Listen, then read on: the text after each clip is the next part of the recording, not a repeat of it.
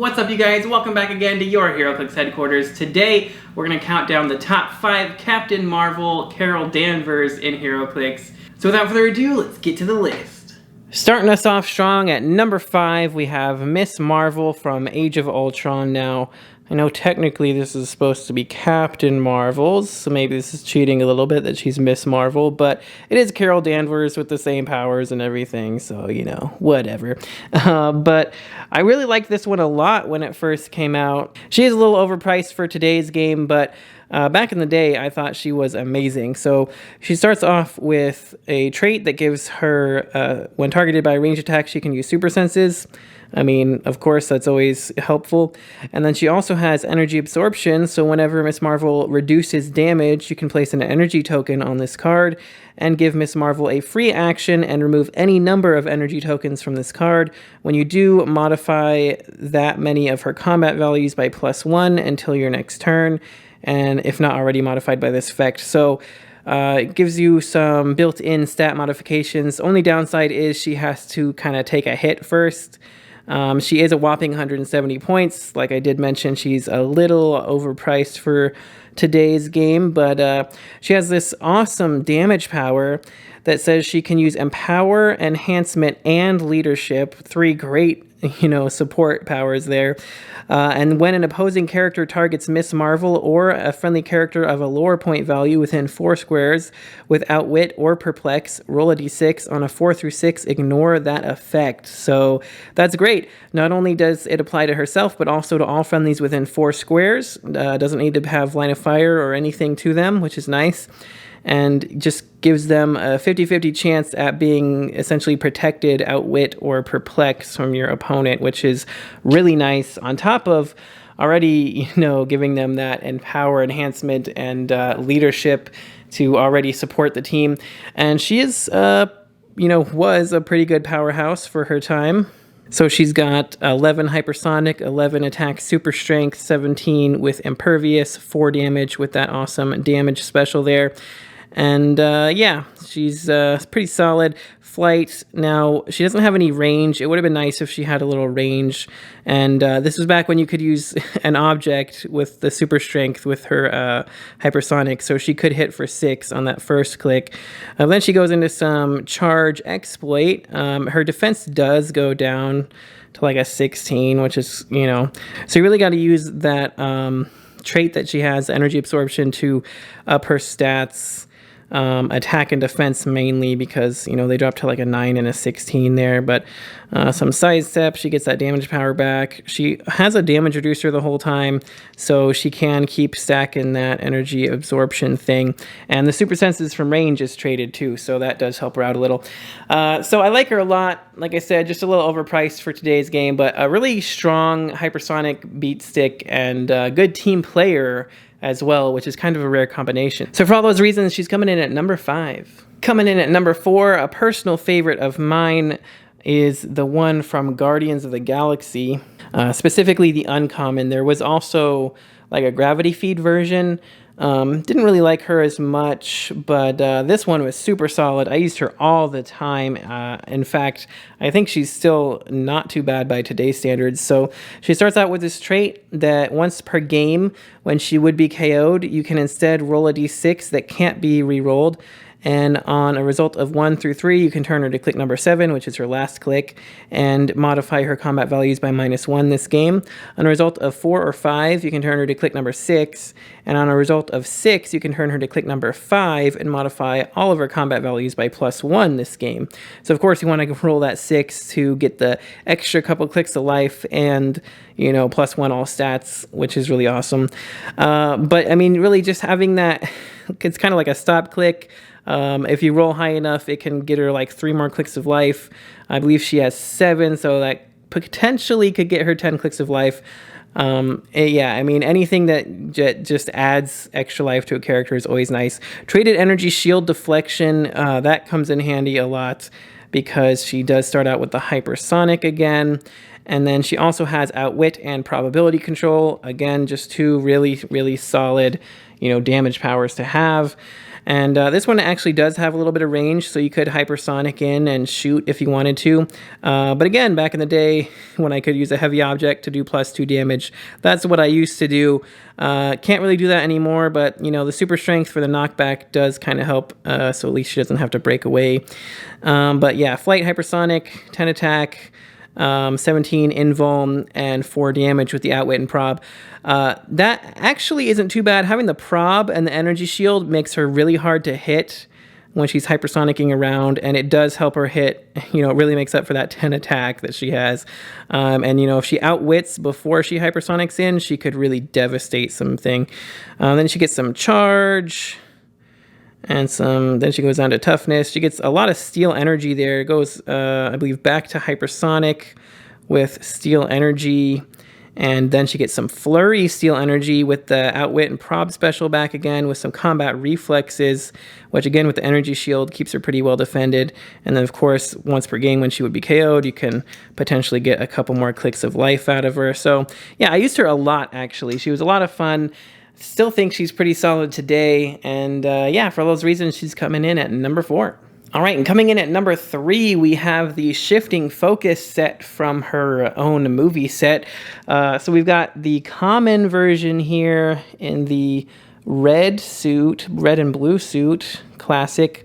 And then we've got the rare version here in the like black and green suit, which was really cool looking too. So we'll take a look first at the common version. Now, of course, she starts out with the Shifting Focus trait, so free. If she began your turn on the map, you can replace her with another character with this trait. So, of course, it's going to just be this one. Then she has this cool Quake power that when Captain Marvel uses it after resolutions, any hit targets that didn't take damage from the attack are dealt 1 penetrating damage. So, of course, if you Quake, but somebody's got like invuln or impervious or something, they wouldn't normally take any damage, so at least you get that 1 penetrating damage in on them. And taking a look at her stats here, they're both 100 points, which is not too bad. She starts out with 11 charge with flight, 11 attack with that awesome Quake special, 18 invuln, and a 4 damage with probability control. So even if you don't want to Quake a bunch of people, you can still get a good 4 damage hit in on someone. And the way that Close Combat Expert works now, it does help out her charge here. So she's still going to be hitting for 4 that whole time. Pretty big, heavy hitter with all that. And, you know, she stays mobile with hypersonic speed at the later half of her dial. No range, but that's where the rare version comes in. So this one, of course, has the same Shifting Focus trait, so you can swap between them. She has this awesome special attack power that gives her Penetrating Psychic Blast with triple target. When Captain Marvel uses it after resolutions, any hit targets that didn't take damage from the attack are dealt 1 penetrating damage. So that doesn't really sound as good as it is at first, but basically if you just hit a target and don't assign them any damage, you just get to deal them a free penetrating damage. So you're going to triple target with her Penetrating Blast. You're going to put all 3 of her damage into 1 target, and then if you hit the other 2 targets, they're also going to get a penetrating damage each. So she can deal up to 5 penetrating damage in a turn with 7 range there. 10 movement running shot is pretty nice. 11 attack is pretty good for making those hit, and she stays pretty consistent there with some range combat expert bumping up her stats and some sidestep with precision strike as well, and even a final click there, a pulse wave. So, you know, not too shabby at all. Gives you a good close attacker and a good range attacker, and they both have ways of dealing with multiple threats. You know, spreading the damage out between a whole team is pretty nice. I do wish they had Avengers keyword. That is the biggest drawback for them for me. They do have at least, you know, Shield and Soldier, so you can definitely work with that. And Kree, of course. I don't play a lot of Kree teams myself, but that is an option. Yeah, but they're super solid, and for all those reasons, they're coming in at number 3 for me. All right, and coming in at number 2, we have the Chase from her own movie set. And I will say this one has just such a beautiful sculpt. Possibly the best Captain Marvel sculpt in the game, even now. This one is just super, super nice to look at. Very, very nice details with all the energy coming off of her and everything. Gotta love it. So let's just take a look at what she can do here. She's got an energy absorption trait as well. So when Captain Marvel takes 2 or more damage from a single attack, after resolutions, note her current click number and then turn her to click number 11. If she would be KO'd, she can't turn to click number 11. So we'll take a look at her dial here in a second, but that's very nice. If she takes 2 or more damage, she goes to basically a super powerful click on click number 11 and gets some really cool stuff. So then she also has friendly characters that are adjacent or have the Kree keyword have protected opposing probability control. If a friendly character is both adjacent and has the Kree keyword, it can use probability control, but only to target itself. Super solid. And this does work on herself as well because she is a friendly character with the Kree keyword. So she is also protected from opposing probability control. They can never re-roll her rolls. It's one of those things where it's easy to forget, but it can be super, super useful. But then she has this amazing special movement power that gives her improved movement characters, running shot. When Captain Marvel uses it after resolutions, she may use charge at no cost, but can't target the same character. So kind of unfortunate that you can't just obliterate the same character by running shotting them and then charging on them. But it does let her put in a lot of damage on 2 characters on the opposing team. And then she gets the supercharged special defense power here that says impervious, colossal stamina. At the end of your turn, or if Captain Marvel would be KO'd, return her to the most recently noted click number, protected, outwit, and pulse wave. So she has this defense power on click number 11. And she also has, of course, Avengers Initiative to see through hindering, which is really nice as well. She does have an inside of her card here, which just lists all of her standard powers. But yeah, so we have an 8 range double target, 12 movement, flight with that running shot, charge special, 11 penetrating blasts for 4 damage with leadership, and a nice 18 invincible right there. Super duper solid starting stats there. A whopping 150 points though, worth every point in my opinion. If you equip her with like the power gem, she can just obliterate 2 characters right off the map. Because she'd be running shotting for, 6 penetrating, and then she'd charge and punch somebody for 6 damage. Not a lot comes back after 6 damage, let me tell you. But just on her own, I mean, even shooting for 4 and punching for 4 is great. I also used to love to give her the octopus arms back when she came out, because I'd shoot for 4 penetrating and then charge flurry somebody else for, another 8 damage. But yeah, just great overall. And you can see on this other click, she gets 12 hypersonic, 12 attack pulse wave, with a 20 defense with that impervious colossal stamina special, and a 5 damage. Back when you could pulse wave for 5 damage, this was really nice. But still, hypersonic for 5, or just pulse wave a big group of characters. Either way, she's super great, and I love playing her. And I never thought they would make a better one, but somehow they did make a better one, because she's only number 2. But before we get to that number 1, let's take a look at some honorable mentions. All right, so I got a few honorable mentions here. Generally speaking, when I play a Captain Marvel, I like to play a really high point, heavy hitter Captain Marvel, like 100 to 150 points kind of thing. But these ones are all super solid, more budget options that I really wanted to talk about as well. Starting us off with this one here. This one came in the Avengers versus Masters of Evil Battlegrounds starter set thing. I got both of her cards here to take a look at. So she does, of course, start with a super basic dial. So for 50 points, you just get 12 movement charge, 11, 18, 3 damage with some empower, whatever. Not bad if you're just starting out to the game. But I do actually really like the more advanced version here. So she has this special movement power that gives her hypersonic speed. And when Captain Marvel uses it and hits after resolutions, she may use charge at no cost, or as free it would be now. So yeah, 12 movement hypersonic, 10 attack, 3 damage, invulnerability, and empower.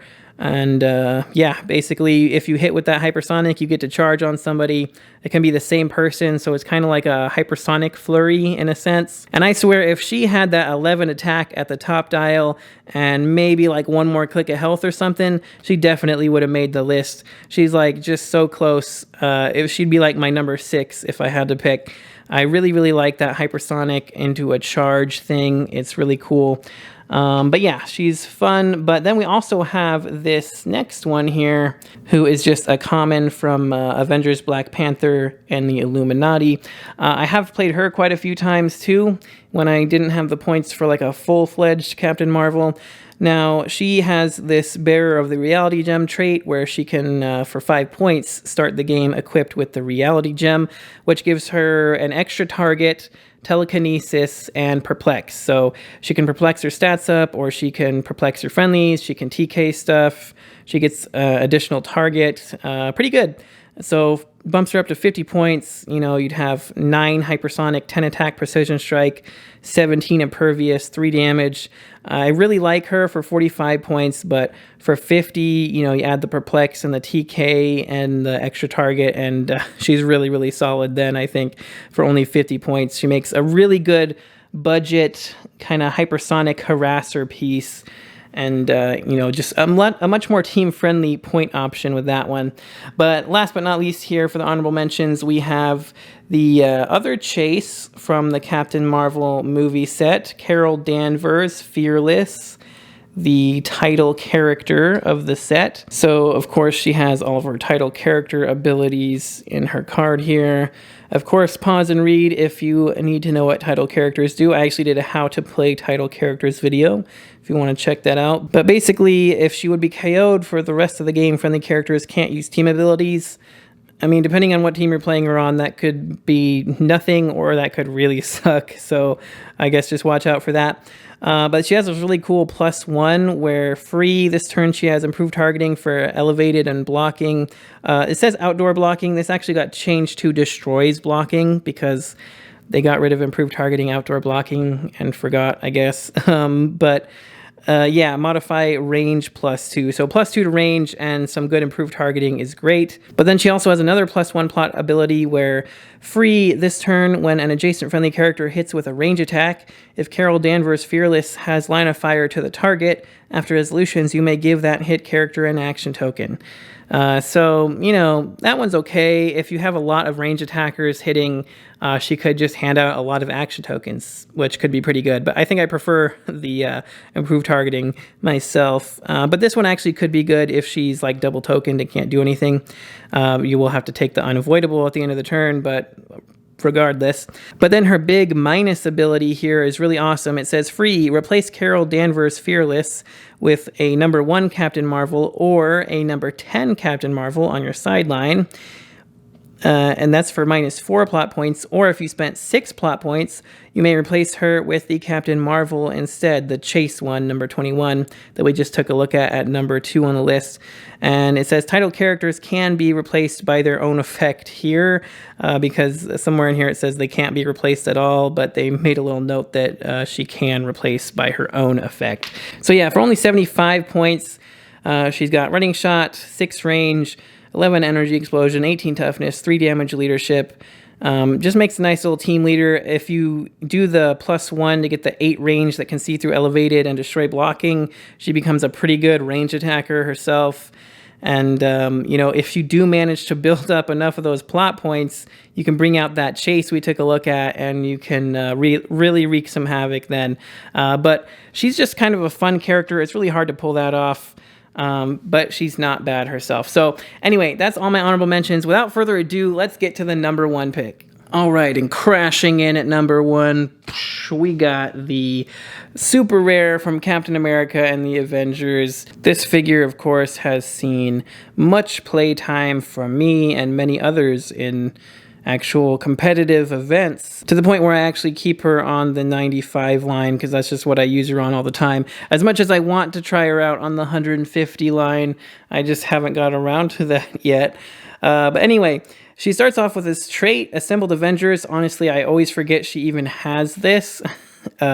which is bad because it would probably help out sometimes. But basically, once per turn, when Captain Marvel hits after resolutions, you may roll a d6. On a 5 or 6, if your force has 3+ friendly characters with the Avengers keyword, remove an action token from Captain Marvel or give an action token to a hit target. If your force has 6+, do both. So really helps with your action economy there. Like I said, I usually forget she even has that trait, but she has My Cat Is Not a Flurkin. Once per game, generate a Chewy bystander. And so we'll just take a quick look at the bystander now. It's right here in her card, Chewy bystander. She's got Flurry, Plasticity, Giant Reach 2.